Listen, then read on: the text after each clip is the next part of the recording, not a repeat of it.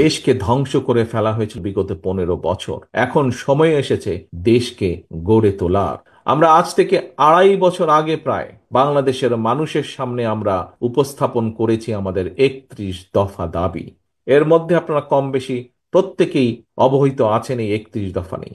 31 দফাটা হচ্ছে বিগত 15 বছর এই স্বৈরাচার, পালিয়ে যাওয়া স্বৈরাচার, যে খুনি স্বৈরাচার দেশকে ধ্বংস করেছে, কিভাবে দেশকে আমরা আবার সামনের দিকে এগিয়ে নিয়ে যাব তার একটি পরিকল্পনা দেশের মানুষের সামনে আমরা উপস্থাপন করেছি।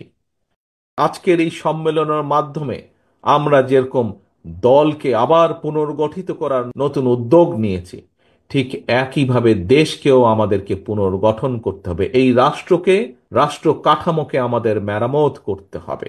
বাংলাদেশের মানুষ অতীতে দেখেছে, কম বেশি যতটুকুই সম্ভব হয়েছে বাংলাদেশ জাতীয়তাবাদী দল, এই আপনাদের প্রিয় দল, এই দলই দেশের মানুষের জন্য, দেশের জন্য কাজ করেছে। হতে পারে আমরা যতটুকু করতে চেয়েছিলাম বিভিন্ন কারণে আমরা হয়তো ততটুকু করতে পারিনি, কিন্তু তারপরেও করার মধ্যে যতটুকুই করেছে করেছে একমাত্র আপনাদের এই প্রিয় দল, বাংলাদেশ জাতীয়তাবাদী দল। প্রিয় সহকর্মীবৃন্দ, আজকে সময় এসেছে দেশকে সামনে এগিয়ে নিয়ে যাবার।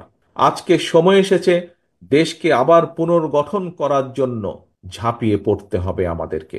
দেশের শিক্ষা ব্যবস্থাকে গড়ে তুলতে হবে আবার, যাতে করে আগামী দিনের প্রজন্ম শক্ত ভিত্তির উপরে দাঁড়াতে পারে। দেশের অর্থনীতিকে আবার গড়ে তুলতে হবে। দেশের কৃষককে আবার কৃষির পাশে আমাদেরকে দাঁড়াতে হবে, কৃষকের পাশে আমাদের দাঁড়াতে হবে, যাতে আমরা কৃষিকে শক্তিশালী ভিত্তির উপরে, মজবুত ভিত্তির উপরে গড়ে তুলতে পারি। দেশের শিল্প ব্যবস্থাকে গড়ে তুলতে হবে। দেশের মানুষের স্বাস্থ্য ব্যবস্থাকে আমাদের পুনর্গঠন করতে হবে, যাতে দেশের মানুষের প্রত্যেক প্রান্তিক মানুষের কাছে আমরা স্বাস্থ্য ব্যবস্থা পৌঁছে দিতে পারি।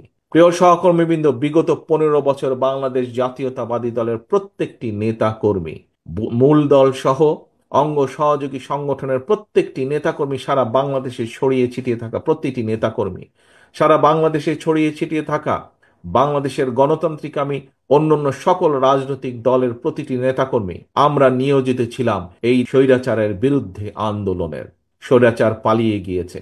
এখন এসেছে সামনে সময় কিভাবে দেশকে গড়ে তুলতে হবে।